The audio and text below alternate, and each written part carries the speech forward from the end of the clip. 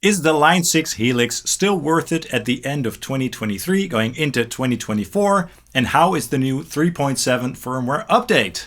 Let's talk about all of that in this unsponsored video. What I love about the Helix platform and what sort of things can be improved in a future version or future firmware updates. But first, let's take a listen to one of the newly added amplifier models from the recent firmware, the Line 6 Oblivion amp, which is a great high gain amplifier, also with some of the feedbacker pedal goodness at the end. Check it out.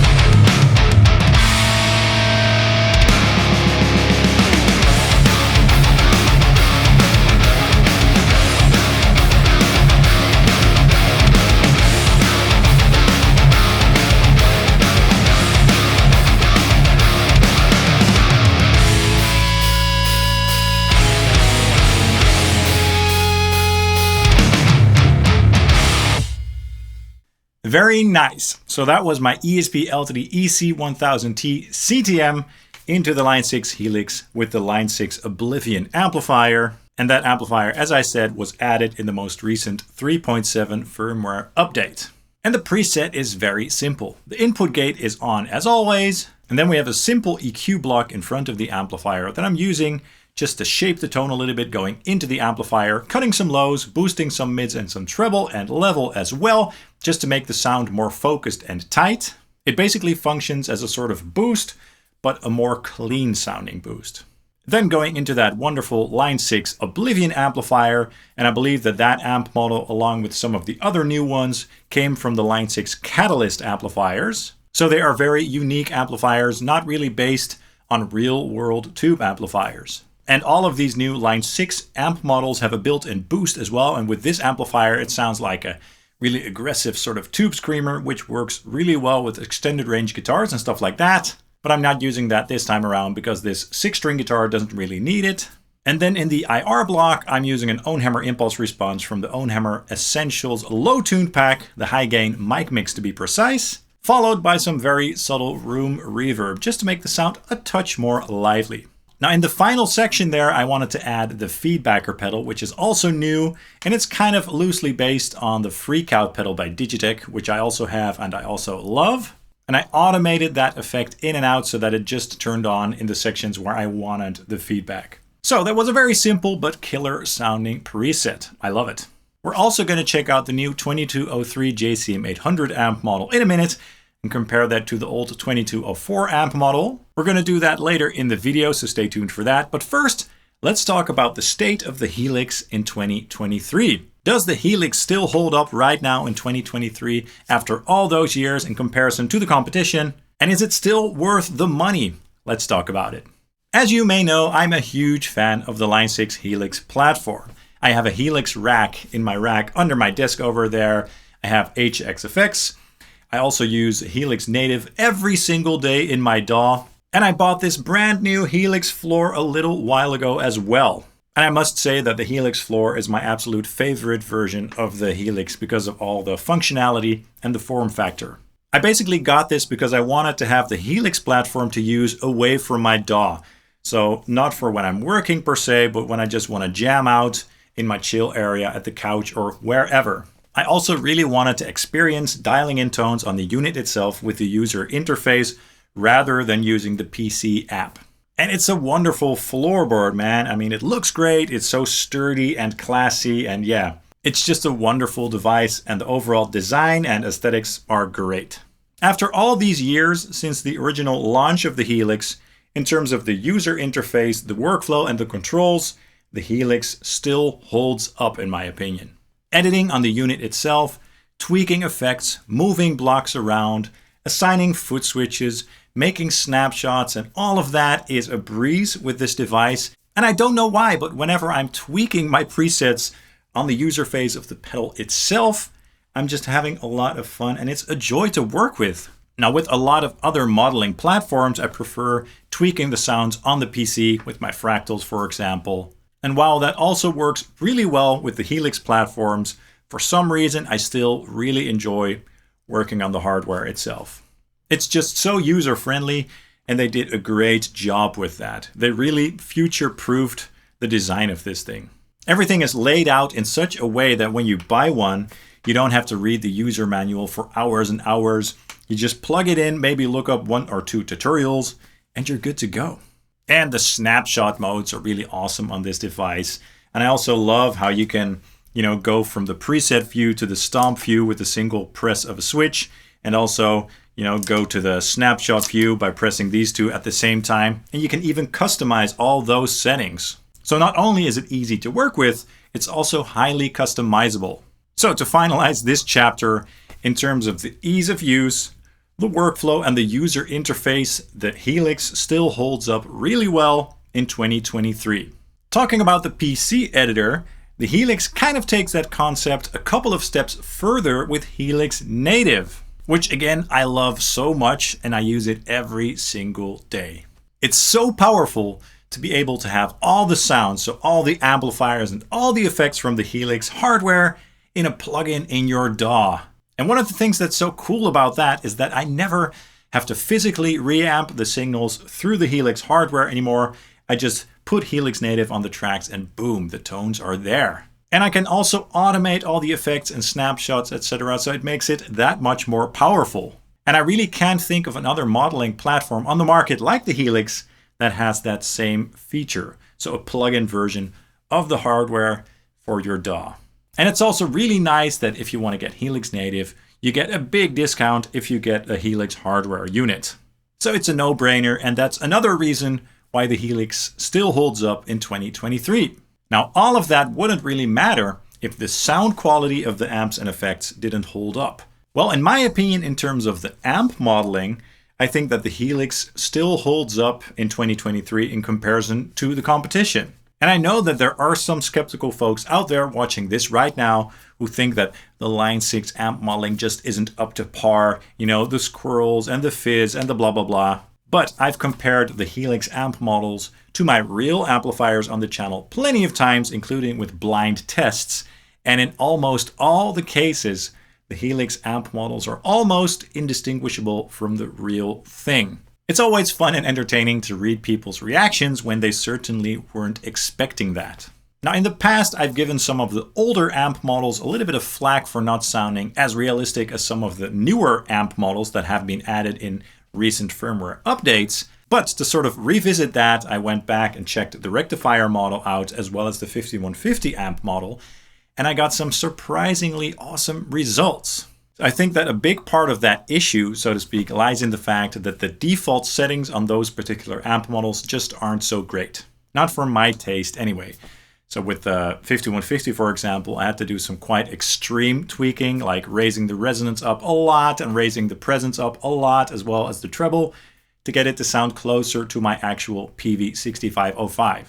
Perhaps I'll do some dedicated videos on those older amp models on the channel if you guys are interested, so let me know in the comments down below. But many of the amplifiers that have been added to the Helix amp roster in recent years have been excellent. And the Placator amplifier, for example, still is one of the best Friedman amp emulations out there.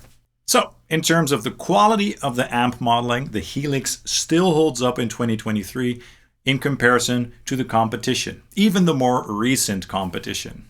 Now, before I continue with my rant, let's take a listen to the newly added 2203 JCM 800 amp model and also compare that to the old 2204 JCM 800 model. People have been wanting a proper JCM 800 model in the Helix for a long time, and apparently the old 2204 just wasn't really accurate, as it's based on a modded version of a 2204, and it didn't really seem to have that bright crang that we all know and love from a JCM 800. And the new 2203 supposedly does do that thing.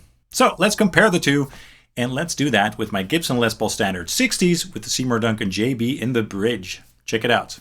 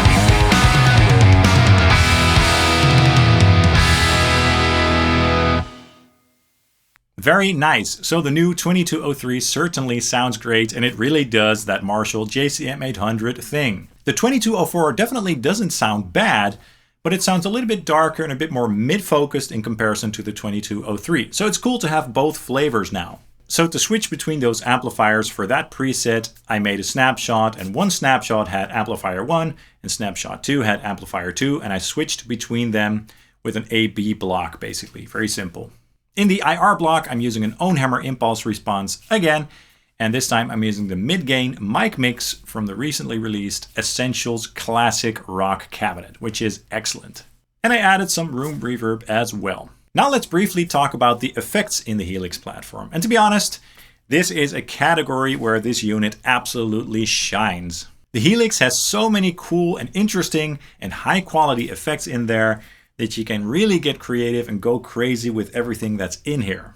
And a lot of these effects are really unique, and some of them are quite quirky.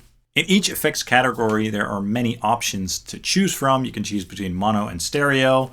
And yeah, you can just find a lot of stuff in there that you can't find in any other platform, basically. And to get some really interesting and quirky sounds, you don't really have to go deep into the advanced tweaking menus or anything like that. So it's really easy to get some interesting tones with this device, and that's not the case with all the other modeling platforms.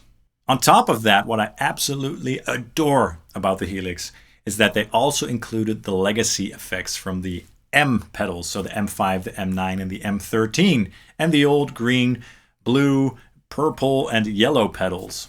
How cool is it that Line 6 decided to add all of those effects as well on top of all the new stuff? And there are also some really unique and cool effects in there, so that's just amazing. I also really like the fact that with the Helix, you can load as many instances of one effect or one effect category as you want, as long as the CPU allows it, and the signal chain as well. So it's really flexible in that regard. You could make a preset with, I don't know how many, but many instances of one effect, for example, if you so desire. Anyway, so in terms of the effects, the amount of effects, the creative effects, and the quality of the effects, the Helix also definitely still holds up in 2023. Of course, in terms of the ins and outs, the Helix is very well equipped with plenty of effects loops and stuff like that. Of course, you can also use the Helix as your audio interface and do reamping and stuff like that, which is wonderful. And it also has a variable sample rate, so you can set it to 44.1 kilohertz, 48 kilohertz and stuff like that, which is great. It makes it more flexible than some other platforms that are stuck in one single sample rate. And there's even an XLR input on the back with phantom power if you need it. So you can also hook your vocal mic or whatever mic up into this unit and use that. And that's also not something that all the platforms offer. So that's cool. Another cool thing about the Helix platform is that it's a great platform for bass players as well, as there are many bass amp models in here and special effects and cabinet models and stuff like that, dedicated especially for bass guitar. So perhaps the Helix is also the best platform out there for bass players nowadays. I'm sorry guys, but I'm gonna keep on going with the positive things here, okay? Another thing that I really like about Line 6 and how they handle this device is that they keep coming out with new firmware updates. Those are all free, by the way, adding new amplifiers, new features, and effects. And they really tend to listen well to their customers and listen to our requests.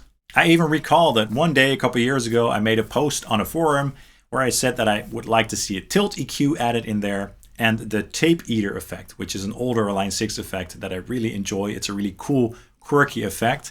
And then after the next firmware update, they added those features in. Now, I'm not sure if that was just because of my post, but it was cool to see anyway. And in terms of the pricing, I think that the Helix platforms are fairly priced. And if the normal floor model or the Helix rack are a little bit too expensive for you, but you still want the full-fledged Helix, you can always get a Helix LT. Or if you want to go to a much smaller footprint, you can get an HX Stomp or the HX Stomp XL. Or if you just want the effects, you can also get an HX Effects or the new HX1. So those are all very cool options. Now the HX Stomp is still such an amazing pedal, and it still blows my mind that a pedal of that size can hold all of the sounds that the big Helix holds. And I do hope to get one soon because I want to make some videos with it also. But yeah, I can't believe how awesome that little pedal is. So do I think that the Helix still holds up in 2023 going into 2024? In general, in case it wasn't obvious yet, yes, I absolutely do. And again, this video is not sponsored. Line 6 didn't influence this video in any way. I paid for this myself and I'm not getting paid for this video at all. I highly recommend the Helix to anybody who's looking for a great modeling platform with high quality sounds, whether it's the amp models or effects. It's highly customizable, but at the same time very easy to use and just a joy to work with. Now, I do want to briefly talk about some things that in my opinion could be improved upon with firmware updates or in the future Helix hardware, so the Helix 2 or whatever it might be called. I do want to say that I hope that Line 6 doesn't come out with a Helix 2 anytime soon, because I did drop a big chunk of money on this recently.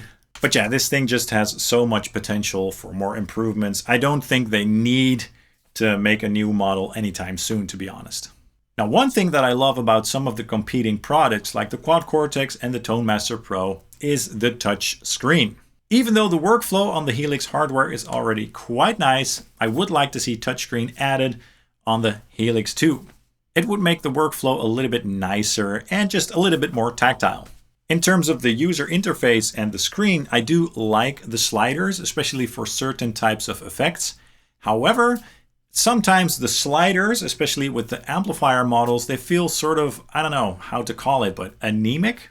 So for the future, it would be cool, at least for the amplifier models and certain types of stomp boxes, to see graphics with rotary controls. Just so it's a little bit closer to how it would feel or look like in the real life tweaking an amplifier. It would make the workflow a little bit more realistic, if you know what I mean. Not a biggie, but definitely worth mentioning. Now in HX Edit or Helix Native, in the menus there are these very cool little icons that represent all the gear graphically. So they're like animated versions of an amplifier or a pedal. And I really like how those look, even though they are very small in those editors. It would be wonderful if we were able to see those on the unit itself. It would just make working with the Helix a little bit more fun graphically. That's one thing that I really enjoy about the Fender ToneMaster Pro, the fact that you see the actual amplifier on the screen. That's a lot of fun. Another thing that I would like to see in a future update, if possible, is the option to be able to capture your own gear inside of the Helix. I know that not everybody is a fan of this, but I like having the option to capture my own gear into the virtual world, just as what's possible with ToneX or the Quad Cortex, for example. Now, if they implement a feature like this, I hope it's very easy and user-friendly, and I hope they'll be able to do it in a way that you can do it on the actual device and not in some sort of browser or an app on your computer. And I also think that the sound quality and accuracy of those captures should be at least as good as IK Multimedia's ToneX. If the quality is less, it doesn't really make a lot of sense, I think. Another thing that would be wonderful is, just as with the Fractal devices, to have multiple channels in one single block. So for example, with the Fractal Audio Axe-Fx, with one amp model, you can have 4 different channels, and each channel can have any amp model or effects model that you like within that category. So that means that in one single preset, you're able to switch between 4 different types of amplifiers or more, depending on how many amp blocks you want to load. And also, that same thing goes for the effects. And that's a very powerful feature, and I think that the Helix could benefit from something like that as well. Because when you load an amp block into a preset, it's just that. I mean, you can automate the controls and stuff like that, but you can't change to another amp channel without having to use another amp block. I also think it would be great that for the amplifiers that have multiple channels, like the Vitriol amplifier or the Placator amp, for example, to have access to those different channels in one single block with a switch. I also think that the IR resolution could be improved. It's definitely not bad. It sounds great already, but some people like me, sometimes we prefer a higher IR resolution for a more accurate sound. So being able to double the length of the IRs, for example, would be wonderful. And I also think that for me personally anyway, 128 slots for IRs, for user IRs, isn't really enough. And again, not everybody will agree, and that's fine, but this is just my own opinion. I'm used to having 2,000 or more with my Axe-Fx 3, so it's quite a big difference there. I know I'm a sucker for IRs, I just love having all those options at my disposal, but it can make your tone more unique, and it can make all the sounds that you have at your disposal more versatile and flexible. And perhaps, in general, more CPU power would of course be wonderful for a new Helix, and a slightly more flexible signal chain, instead of being tied to the 2 core processors with the bottom and the top row. Sometimes it can be a little bit constraining that you're sort of tied to those 2 chains and that you have to choose between the 2, but not a biggie.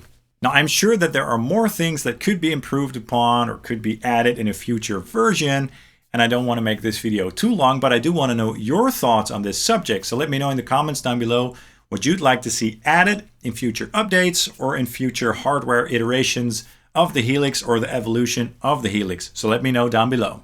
So I'm going to end my rant now because I could keep going for a long time talking about what I love about this thing. But yeah, let me know in the comments down below what your thoughts are on the Line 6 Helix and what you love about it and maybe what you hate about it. Let me know. That's all for this video. I hope you enjoyed it and that you found it useful. If you enjoyed it, please hit the like and subscribe buttons down below, as that really helps the channel out. I hugely appreciate that. And of course, you can also follow Sonic Drive Studio on Facebook and Instagram. Thank you guys so much, and I hope to see you soon. Cheers.